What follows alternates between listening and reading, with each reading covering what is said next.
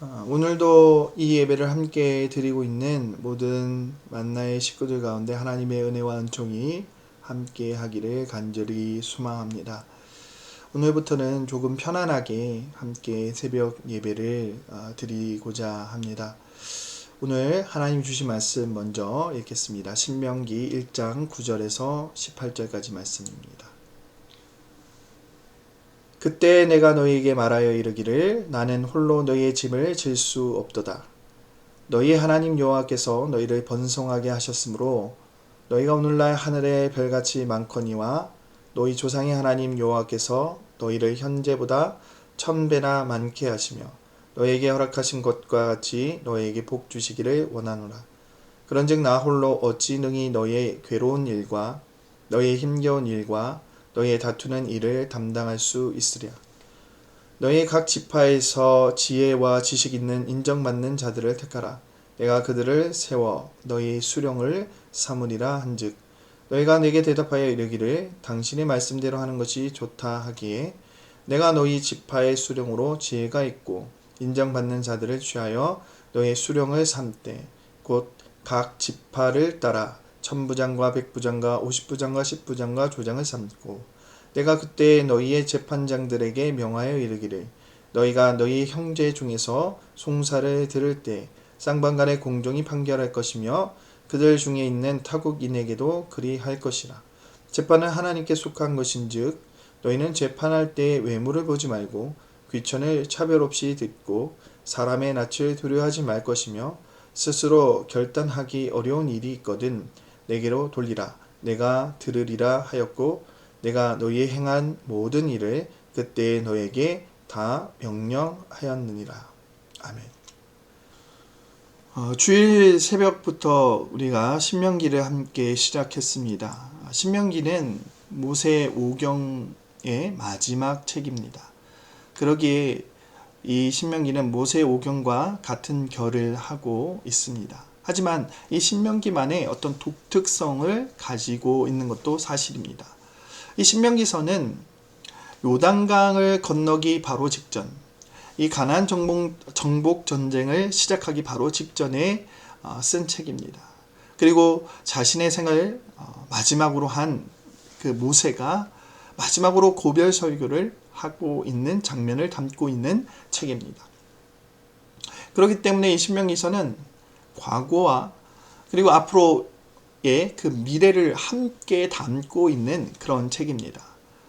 당연히 이 신명기는 율법을 이야기합니다. 하지만 이 율법은 단순히 어떤 것의 어떤 조항이 아니라 앞으로 나아가고자 하는 이 이스라엘 백성들에게 들려주는 하나님의 언약의 말씀입니다.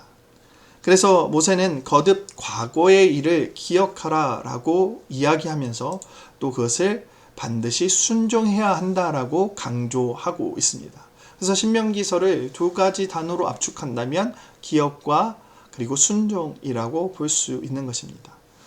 당연히 수천 년이 지난 저희들도 이 신명기서를 읽으며 우리가 보아야 하는 것은 하나님이 우리에게 주신 그 말씀을 기억하는 것, 그리고 그 하나님의 말씀을 순종하는 것이 되어야 할 것입니다.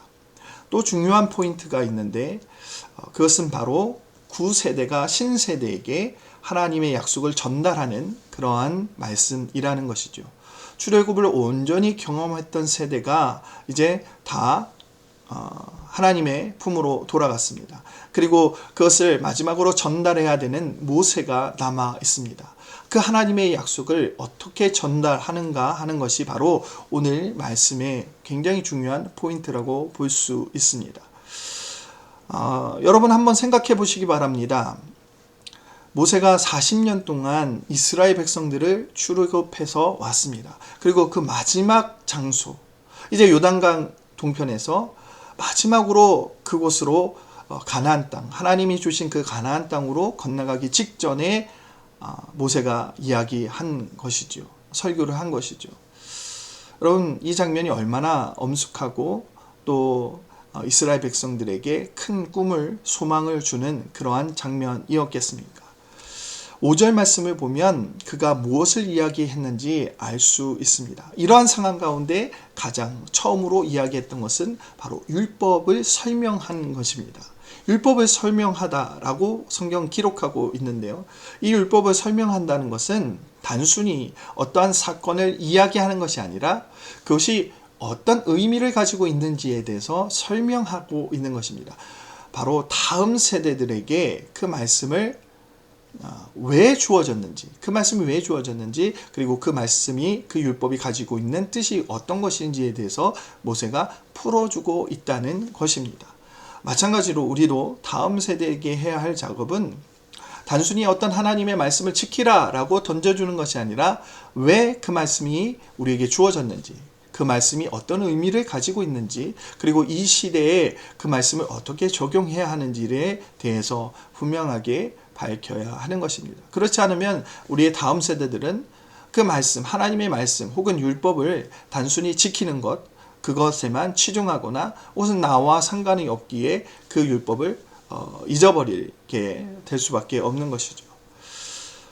그런데 참 놀라운 것이 있는데 모세가 이 율법을 설명하면서 가장 먼저 이야기한 것은 우리가 알고 있는 그런 십계명 같은 것이 아니었다는 사실입니다. 하나님의 말씀을 전하는데 바로 가나안 정복의 명령을 먼저 이야기하고 있습니다. 그 땅을 차지할지니라.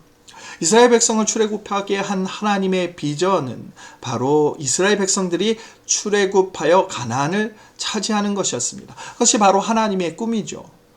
그리고 그 꿈을 이스라엘 백성들에게 주셨습니다. 그리고 모세는 그것을 이야기하고 있습니다. 하나님의 꿈을 너희의 비전으로 만들라 라고 이야기하고 있는 것입니다. 1세대는 하나님의 가슴을 품고 지금까지 그리고 이곳까지 달려왔습니다. 그리고 출애굽 2세에게 1세들이 다 못 이룬 그 하나님의 꿈, 그들의 비전을 전달하고 있는 장면인 것입니다. 그리고 바로 이것이 율법이라는 것입니다. 여러분, 율법은 단순히 어떤 규정들을 지키는 것이 아닙니다. 율법은 하나님의 꿈을 품게 하는 것, 그리고 그 꿈을 우리의 비전이 되게 하여 그것을 이루어가는 것, 그것이 바로 율법이라는 사실입니다. 성도가 하나님의 말씀을 지키며 살아가는 이유가 무엇입니까? 단순히 하나님이 그것을 지키라 라고 이야기했기 때문인가요? 하나님이 우리에게 그 말씀을 주셨기 때문에 단순히 그것을 지키는 것인가요? 그렇지 않습니다. 그 말씀을 지키는 이유는 무엇입니까? 우리가 하나님의 말씀을 가슴에 품고 살아가야 하는 이유는 무엇입니까? 바로 그것은 하나님의 꿈을 이루기 위한 것입니다. 우리가 십계명을 혹은 어떤 율법의 조항들, 하나님의 말씀들을 지키는 이유는 바로 하나님의 꿈, 이 땅에 있는 모든 사람을 하나님의 백성 되게 하는 그 꿈을 이루어 가기 위한 것입니다. 그러나 이 꿈은 우리가 이룰 수 있는 것이 아닙니다. 모세 혼자서 하나님의 꿈을 감당할 수 있는 것도 아닙니다. 그렇다고 우리 모두가 합쳐서 힘을 모아서 이 모든 꿈을, 하나님의 꿈을 이룰 수 있는 것도 아니죠. 그러면 누가 이 하나님의 꿈을 감당할 수 있습니까? 그것은 바로 결국은 하나님이 하시는 것입니다. 한 명의 훌륭한 지도자가 아니라 온 백성이 힘을 모은다가 아니라 이 하나님의 꿈은 결국 하나님 당신이 이루어 가시는 것입니다. 여러분 10절 말씀을 보시기 바랍니다. 누가 이스라엘 백성을 번성하게 하였습니까? 하나님이 말씀을 분명 주셨습니다. 그러나 그것을 이루시는 분은 하나님이셨습니다. 아브라함에게 주셨던 그 약속을 이루게 하신 분이 누구이십니까? 10절 말씀을 보면 분명하게 기록하고 있습니다. 하나님의 꿈을 이루는 분, 그 주체는 바로 하나님 당신이라고 말합니다. 그러니 하나님의 꿈을 우리의 비전이 되어 이루는 것은 누구를 통해서 할 수 있느냐면 바로 하나님을 통해서 할 수 있는 것이죠. 그래서 모세는 11절 말씀에서 이렇게 축복하고 있습니다. 너희 조상의 하나님 여호와께서 너희를 현재보다 1000배나 많게 하시며 너희에게 허락하신 것과 같이 너희에게 복 주시기를 원하노라. 우리는 하나님의 꿈을 품고 그것이 우리의 비전이 되게 해야 합니다. 하지만 그것을 이루시는 분은 결국 하나님이시라는 그 사실을 망각해서는 안 되는 것입니다. 한국교회가 지금과 같이 부흥할 수 있었던 이유는 무엇입니까? 그리고 그 이유를 우리는 다음 세대에게 무엇이라고 설명할 수 있을까요? 어떤 훌륭한 지도자 한 명 때문이었을까요? 아니면 온 교회가 힘을 모았기 때문에 우리가 이런 부흥을 이룰 수 있었던 것일까요? 그것이 아니라는 것이죠.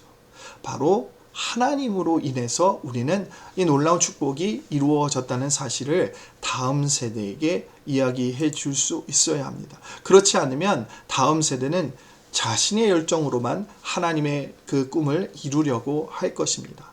우리는 결코 하나님의 꿈을 우리의 열정으로, 우리가 가진 비전으로 이룰 수 있는 것이 아니라는 사실을 알 수 있어야 하는 것이죠. 자, 그리고 나서 중요한 것은 무엇일까요? 하나님의 꿈은 하나님을 통해서 하나님께서 이루어 가시는 것이 당연한 것입니다. 그러나 그럼에도 불구하고 우리에게 또 주어진 것들이 있습니다. 한 명의 리더가 아니라 이것을 도울 수 있는 여러 사람들이 필요하다는 것이죠. 이는 이미 모세가 경험했던 일이기도 합니다. 모세가 출애굽하기 직전에 이미 경험했던 일들이죠. 그를 도와서 많은 리더들을 세우게 됩니다. 그리고 그들이 함께 모였기 때문에 이 모든 일들을 가능하게 했다는 것이죠. 성도 여러분, 코로나19의 이 문제들로 인해서 모든 사회가 어려움을 겪고 있습니다.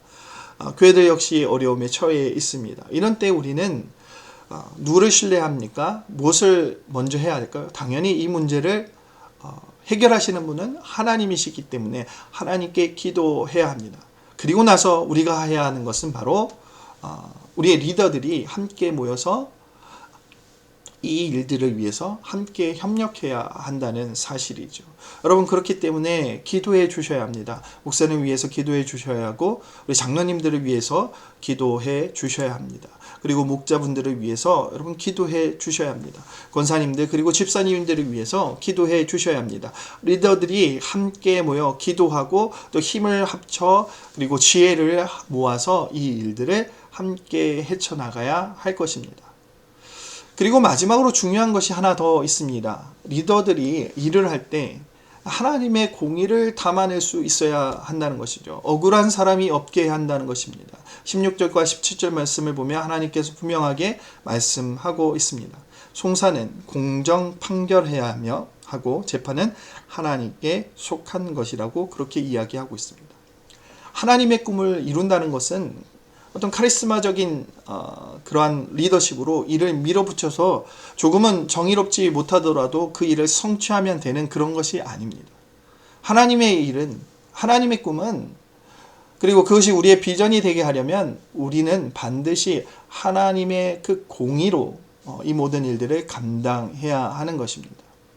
그렇게 되어질 때 모든 하나님의 꿈이 이루어질 수 있는 것이죠. 말씀을 맺도록 하겠습니다. 율법은 법이 아니라 하나님의 꿈을 우리의 마음에 품고 우리의 비전으로 삼는 것입니다. 그러나 하나님의 꿈은 어떤 위대한 지도자 한 명에 의해서 이루어지는 것이 아니라는 것이죠. 그러기에 우리는 비전을 이루어가며 함께 협력해서 그 하나님의 꿈을 이루어가는 것입니다. 그러나 반드시 우리는 그 하나님의 꿈을 이루어가며 하나님의 공의를 먼저 생각해야 하는 것입니다. 왜? 그것은 나의 꿈, 나의 비전이 아니기 때문에 그렇습니다. 하나님의 꿈을 한마디로 설명하자면 선교라고 볼 수 있습니다. 그 꿈을 이루는 분은 당연히 하나님이시죠. 그 주체는 하나님이시라는 것입니다. 그리고 그 선교는 한 명의 힘이 아닌 합력할 때 그리고 가능하다는 것입니다. 그리고 이 선교는 어떤 힘으로 전달하는 것이 아닙니다. 강제성을 가지고 전달하는 것이 아닙니다. 하나님의 공의 안에서 실현해 나가는 것이 바로 선교인 것입니다. 우리는 그것을 위해서 함께 기도하고 함께 이 신명기서를 바라봐야 할 것입니다. 우리 시간 함께 이 말씀을 품고 기도하도록 하겠습니다. 모든 만나의 성도들이 코로나19의 상황을 잘 이겨내기 위해 우리가 함께 기도해야 할 것입니다. 그리고 코로나19로 인해서 고통을 당하고 있는 이들을 위해서 함께 기도하시기를 바랍니다. 그리고 미국과 한국, 세계의 코로나19가 종식될 수 있기를 위해서 여러분 기도하시기 바랍니다.